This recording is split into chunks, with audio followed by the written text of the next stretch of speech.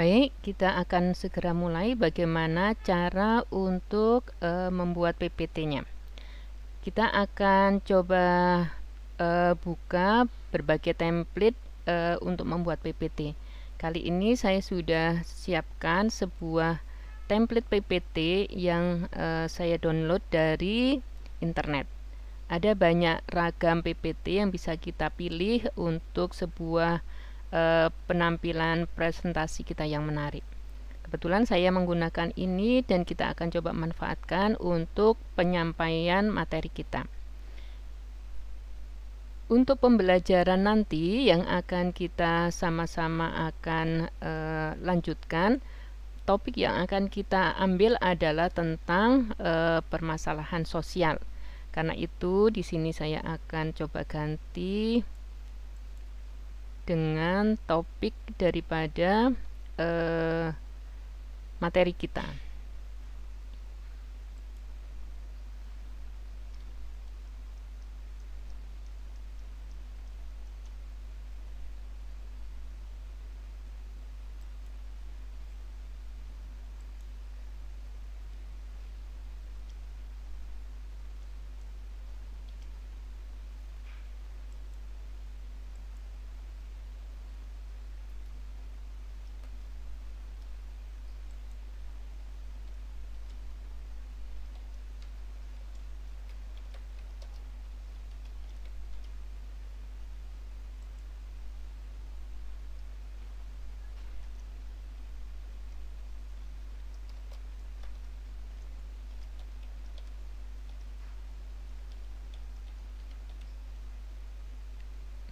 Oke, agar tulisannya lebih jelas kita bisa ganti dengan font yang lain.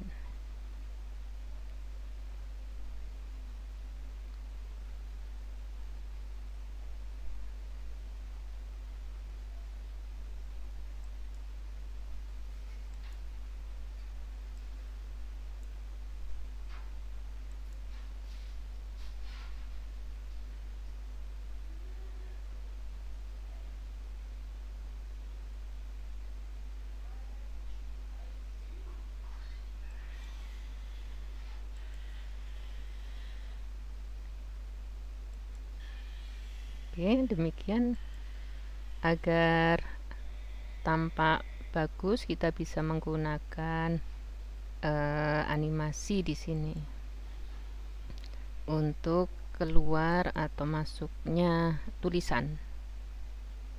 Saya coba pakai ini. Oke.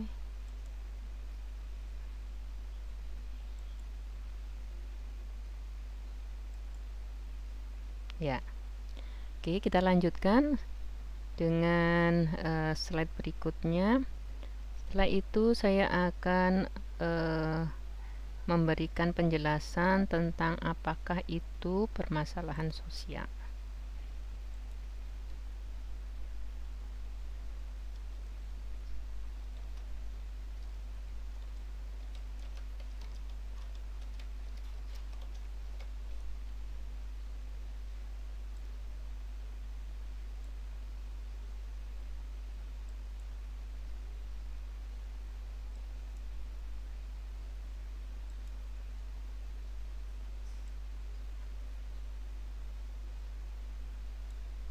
Kita bisa ganti yang ada di sini dengan berbagai konten yang sudah kita siapkan. Kebetulan saya sudah siapkan untuk tinggal kita kopas.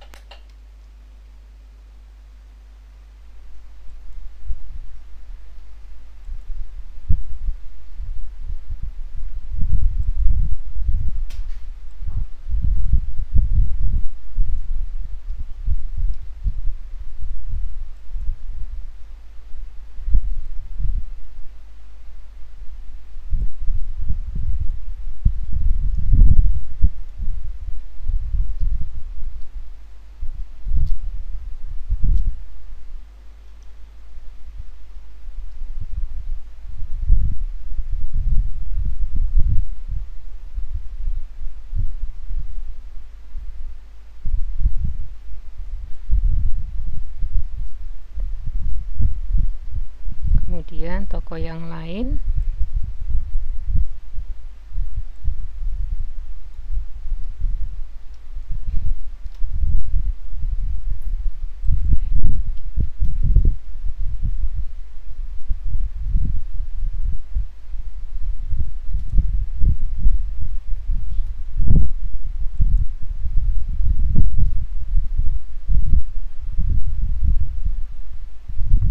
Kita perkecil karena tidak cukup tempatnya, kita bisa perkecil.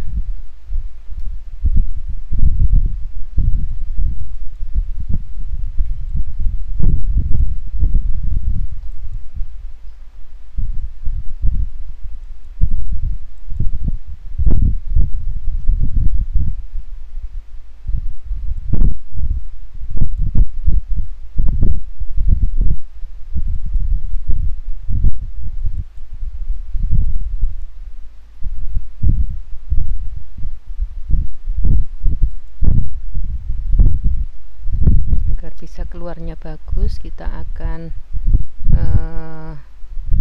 buat dengan desain yang berbeda.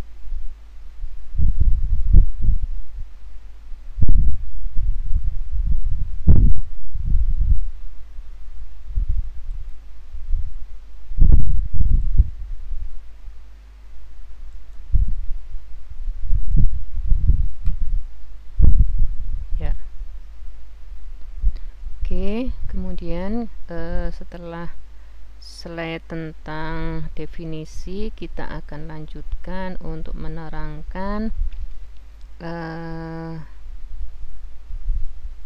berbagai kondisi yang menjadi contoh dari permasalahan sosial. Ini kita naikkan terlebih dahulu sebagai urutannya.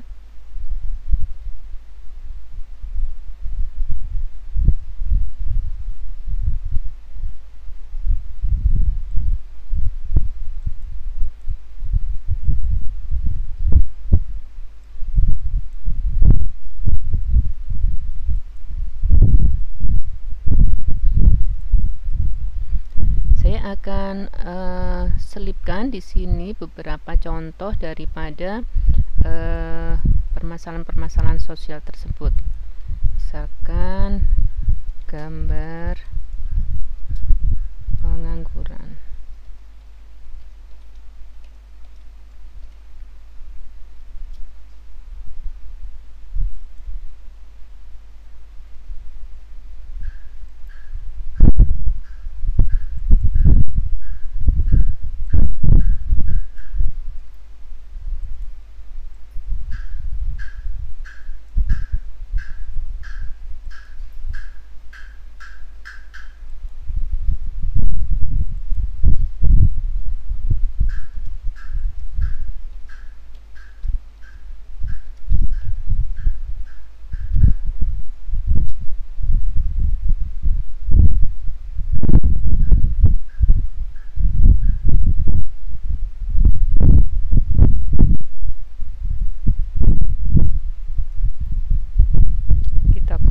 Untuk kemudian kita sematkan di sini agar bisa memberikan banyak ilustrasi pada siswa tentang ragam. Oke, kita akan pilih kembali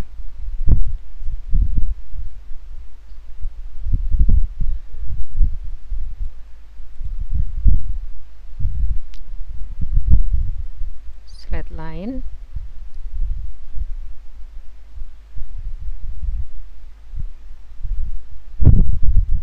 Untuk menerangkan tentang berbagai penyebab dari permasalahan sosial.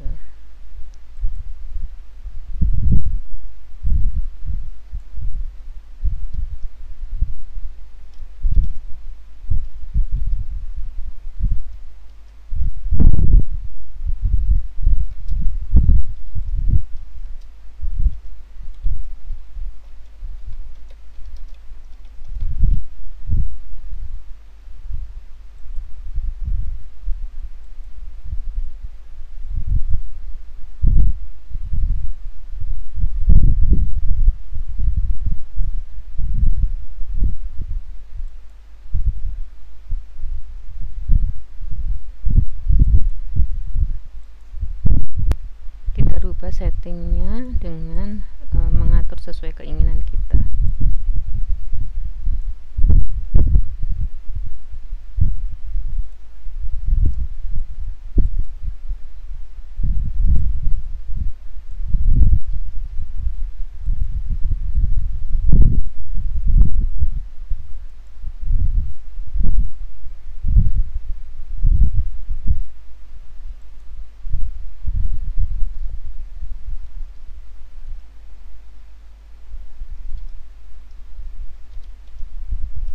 Oke, kita sudah punya 2 slide dan kita tambahkan yang terakhir adalah cara atau akibat-akibat dari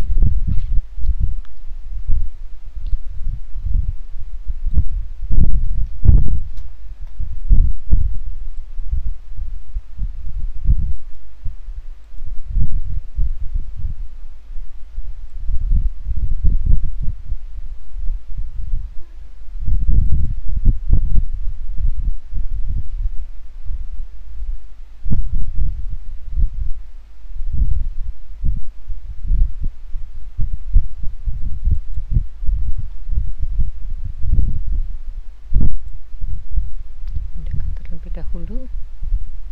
Urutan dari slide kita urutkan terlebih dahulu. Oke, pada slide terakhir kita akan tuliskan berbagai akibat dari permasalahan sosial.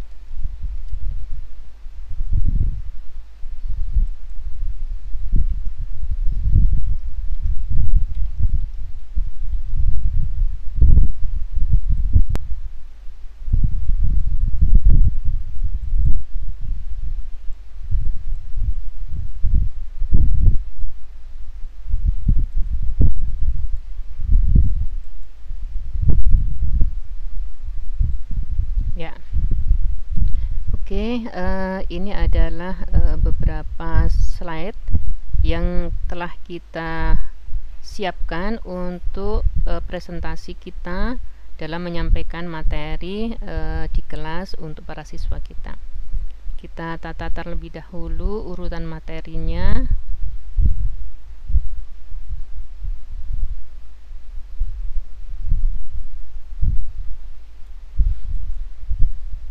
Ya, seperti ini. Setelah itu, agar materi-materi ini menjadi lebih indah dan lebih menyenangkan untuk dinikmati, kita bisa atur dengan animasi yang ada di dalam PPT ini.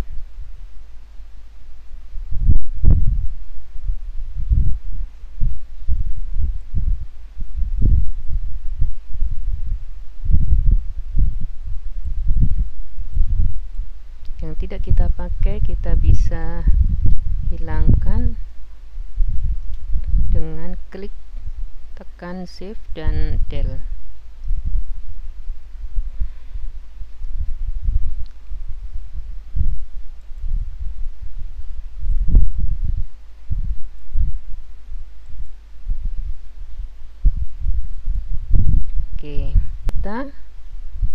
dan kita bisa letakkan terlebih dahulu di dalam salah satu folder kita.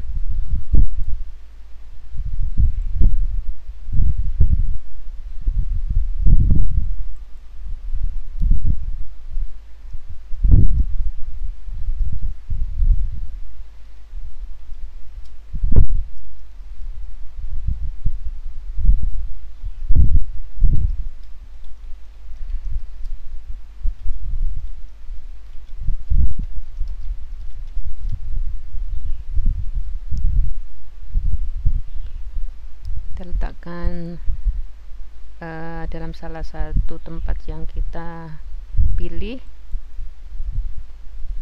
Oke. Nah, ini bisa pula kita rubah menjadi sebuah video dengan cara klik export, kemudian create video.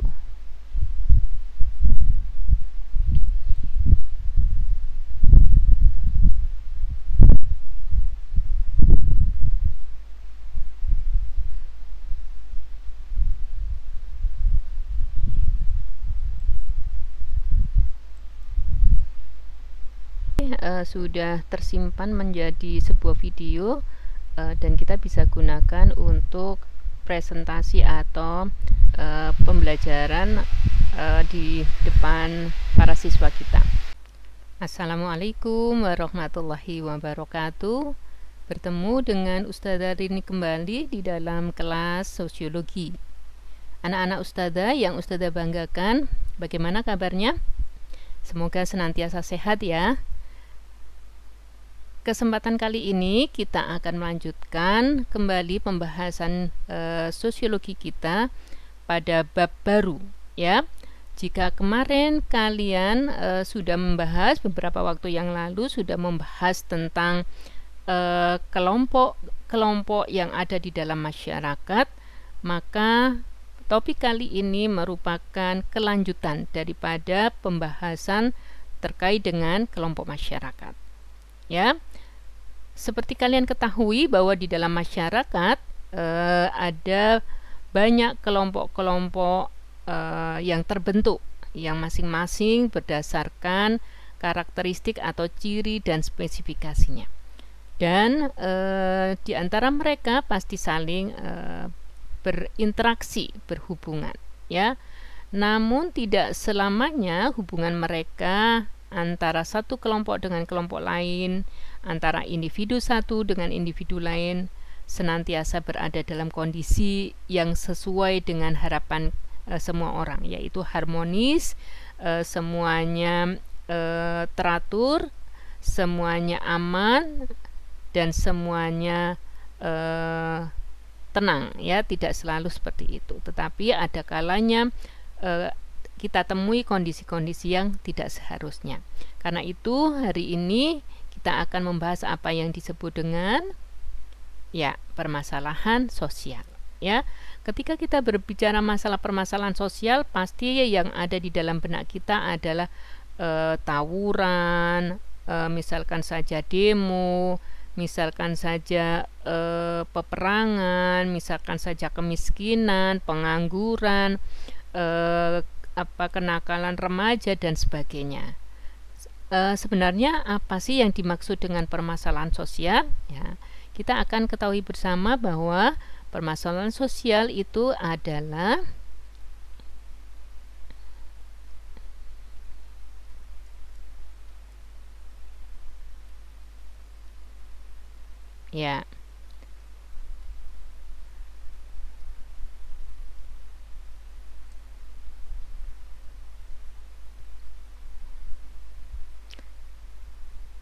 masalah sosial adalah sebuah kondisi, sebuah keadaan yang muncul di dalam masyarakat kita, bersifat sosial dan berhubungan erat dengan nilai-nilai sosial dan lembaga-lembaga kemasyarakatan. Ya, jadi yang dimaksud dengan masalah sosial itu adalah sebuah keadaan, sebuah kondisi yang ada di dalam masyarakat dan bersifat sosial. Ini yang harus kalian perhatikan. Jadi disebut masalah sosial itu berkaitan dengan masyarakat, kondisi yang terkait dengan banyak orang.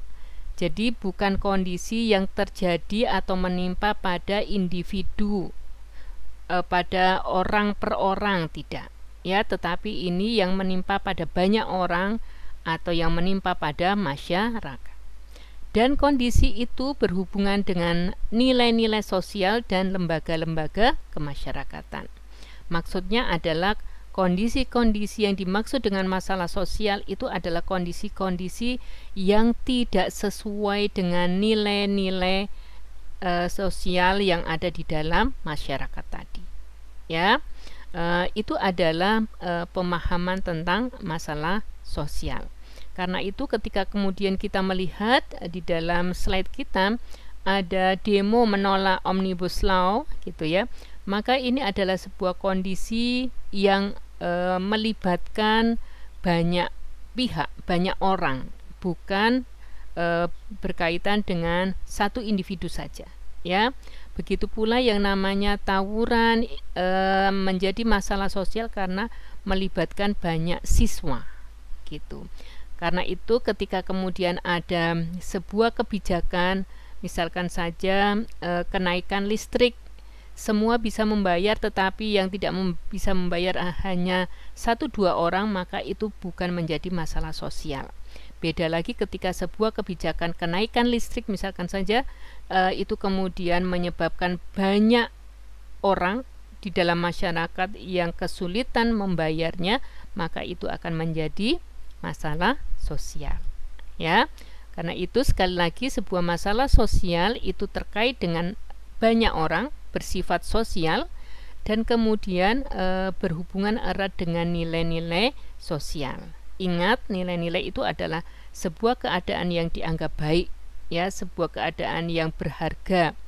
Nah, karena itu disebut masalah sosial jika keadaan itu tidak sesuai dengan nilai-nilai yang diagungkan atau dijunjung tinggi oleh masyarakat ya. Oke, kita lanjutkan ya. Lalu sebenarnya disebut masalah sosial itu kondisi yang bagaimana saja sih? Kalau tadi kita sudah mengetahui batasan tentang apa itu permasalahan sosial, maka di sini ada ciri, ada tanda-tanda yang bisa memberikan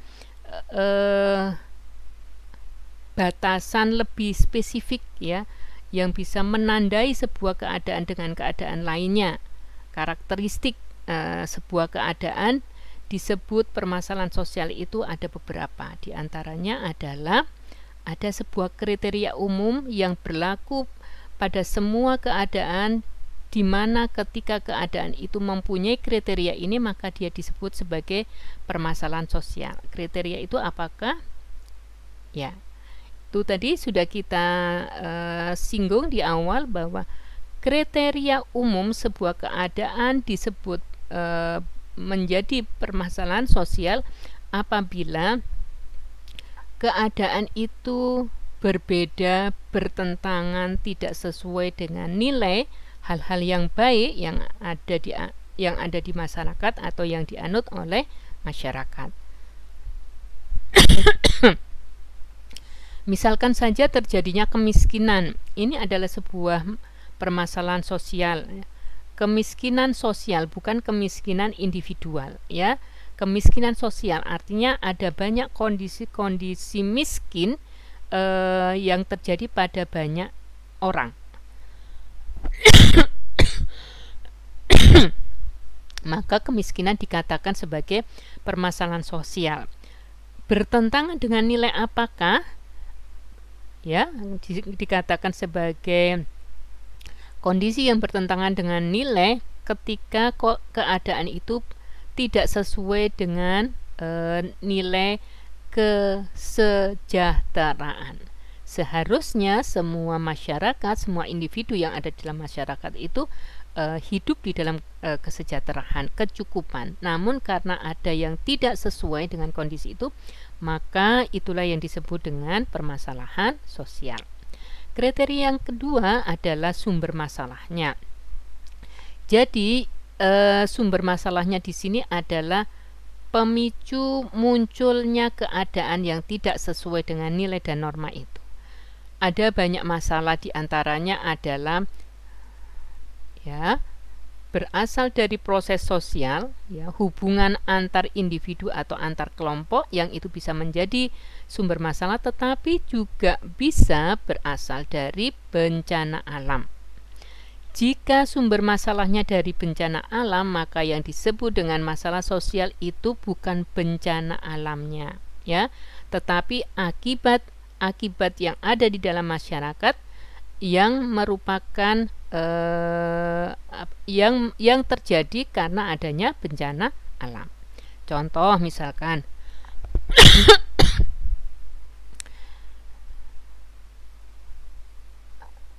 ada cukup banyak wilayah di daerah Sidoarjo yang kemudian karena adanya peristiwa Lapindo menjadikan banyak masyarakat di daerah tersebut tempat tinggalnya terendam oleh lumpur, dan hal itu menjadikan mereka tidak bisa tinggal di sana dan harus berpindah di tempat lain. Dan ternyata dengan terendamnya tempat tinggal mereka kehilangan pekerjaan, mereka kehilangan harta, bahkan ada pula yang kehilangan keluarga, Maka kondisi-kondisi hilangnya mata pencaharian, hilangnya kekayaan yang menjadikan mereka berubah di dalam aktivitas sehari-harinya, di dalam hubungan sosialnya, inilah yang disebut dengan masalah sosial, Kemudian kriteria yang ketiga adalah adanya pihak yang menetapkan masalah. Sebuah keadaan dikatakan sebagai masalah sosial tidak bisa didasarkan pada pendapat orang per orang, tetapi ada pihak-pihak tertentu yang mempunyai kewenangan menetapkannya sebagai sebuah masalah sosial.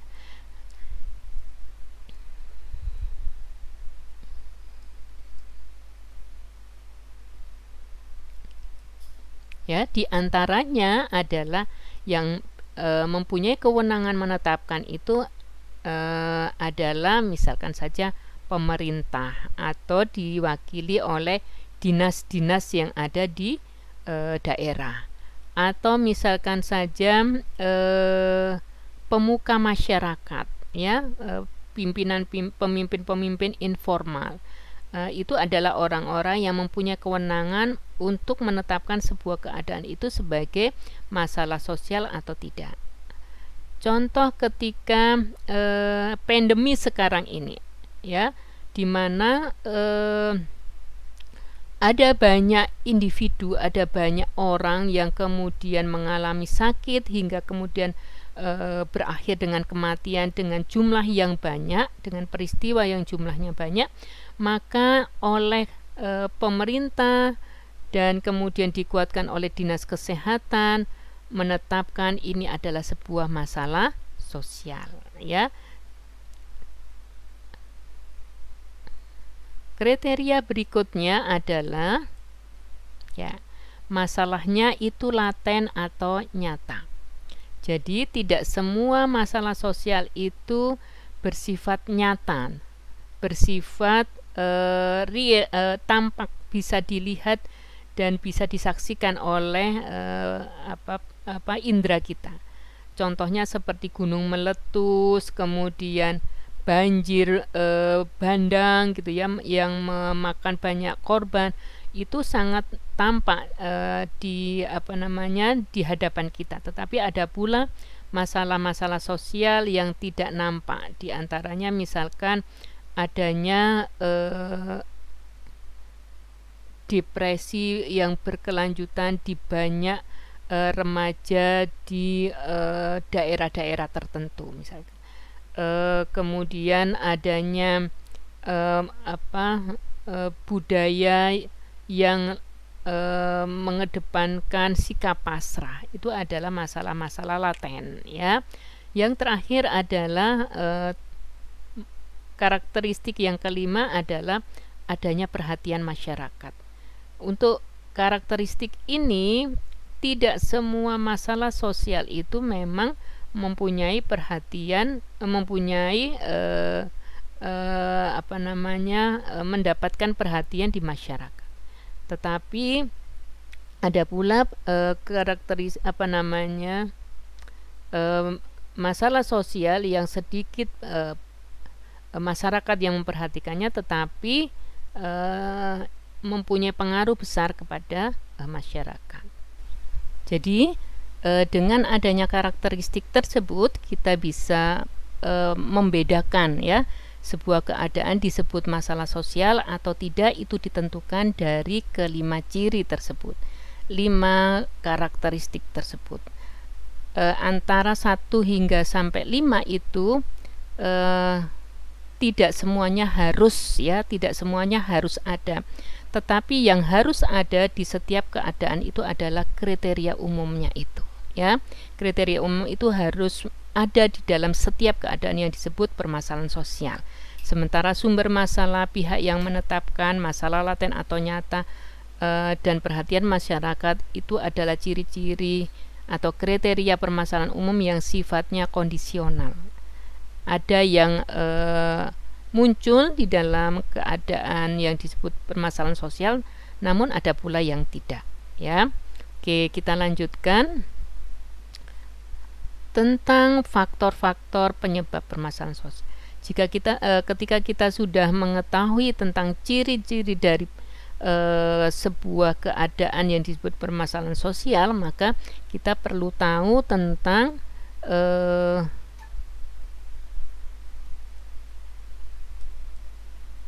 faktor-faktor yang mempengaruhi atau menyebabkan permasalahan sosial. Yang pertama adalah faktor ekonomi. Faktor ekonomi adalah faktor-faktor yang terkait dengan proses pembagian dan mendapatkan sumber daya. Ya, karena itu faktor ekonomi sangat terkait dengan masalah pendapatan, merata atau tidaknya, dan ada atau tidaknya akses yang dimiliki oleh masyarakat. Di antara contoh-contoh permasalahan sosial yang diakibatkan oleh faktor ekonomi ini misalkan saja adalah adanya kemiskinan ya, adanya korupsi, itu adalah dikarenakan faktor-faktor ekonomi. Sementara yang dimaksud dengan faktor budaya sebagai penyebab permasalahan sosial adalah faktor-faktor yang terkait dengan kebiasaan, terkait dengan adat istiadat, terkait dengan nilai dan norma yang ada di dalam masyarakat ya. Sehingga kalau contoh daripada permasalahan sosial karena faktor budaya ini misalkan adalah kecenderungan untuk hedonisme ya, kecenderungan untuk konsumtif, itu adalah sebuah permasalahan disebabkan karena budaya. Kecenderungan untuk bersikap hidup pesimis gitu ya, itu adalah faktor-faktor karena budaya. Berikutnya yang terakhir adalah faktor biologis ya. Sebuah keadaan yang disebut permasalahan sosial bisa juga disebabkan oleh faktor-faktor biologis. Yang dimaksud faktor biologis itu apa? Yaitu faktor-faktor yang terkait dengan kondisi fisik manusia ya. Misalkan saja adanya kondisi busung lapar gitu ya. Busung lapar itu terkait dengan masalah fisik manusia. Atau mungkin sekarang ini adanya pandemi, itu adalah faktor biologis yang menjadi penyebab daripada munculnya permasalahan sosial. Oke, begitu penjelasan sementara untuk topik permasalahan sosial. Semoga bisa dipahami. Dan jika ada yang kurang jelas akan kita diskusikan pada pertemuan berikutnya. Ustazah akhiri sampai di sini. Wassalamualaikum warahmatullahi wabarakatuh. Kita akan lanjutkan proses untuk pembuatan video pembelajarannya. Setelah diawali dengan pembuatan PPT, kemudian merekamnya, kemudian melanjutkan dengan pembuatan video pembelajaran, maka langkah yang terakhir adalah mengirimkan video pembelajaran yang telah kita buat ke dalam YouTube. Caranya adalah kita buka terlebih dahulu akun Gmail kita, kemudian kita buka YouTube.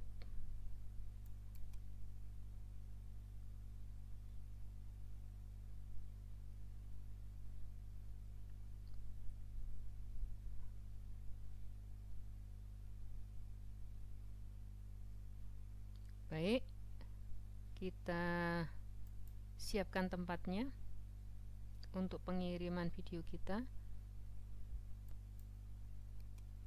Kita upload.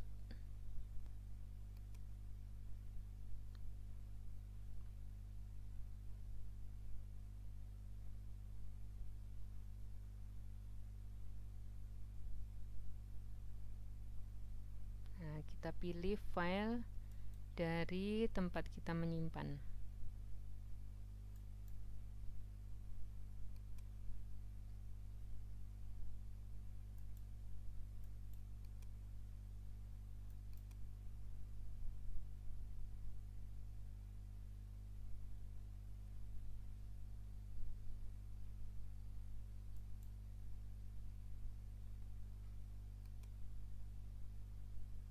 Oke, kita beri judul video pembelajaran.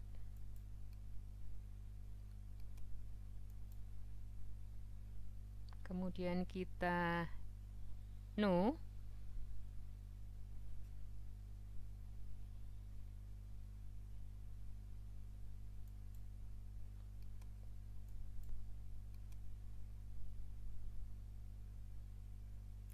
Kita lanjut kembali, dan kita pilih public. Setelah itu kita publish.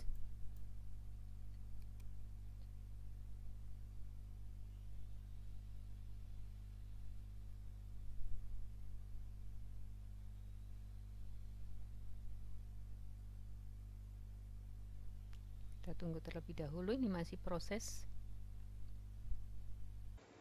Oke, baik. Kita sudah selesai mengirimkan video pembelajaran kita ke link YouTube. Kita bisa lihat di sini sudah terkirim semuanya, maka kita akan tutup. Oke, dengan demikian untuk kompetensi pembuatan video pembelajaran, mulai dari pembuatan PPT, kemudian menyampaikan isi PPT, merubah PPT menjadi video, dan akhirnya mengupload video tersebut ke dalam YouTube, alhamdulillah sudah selesai kita lakukan. Semoga bermanfaat. Dari saya, wassalamualaikum warahmatullahi wabarakatuh.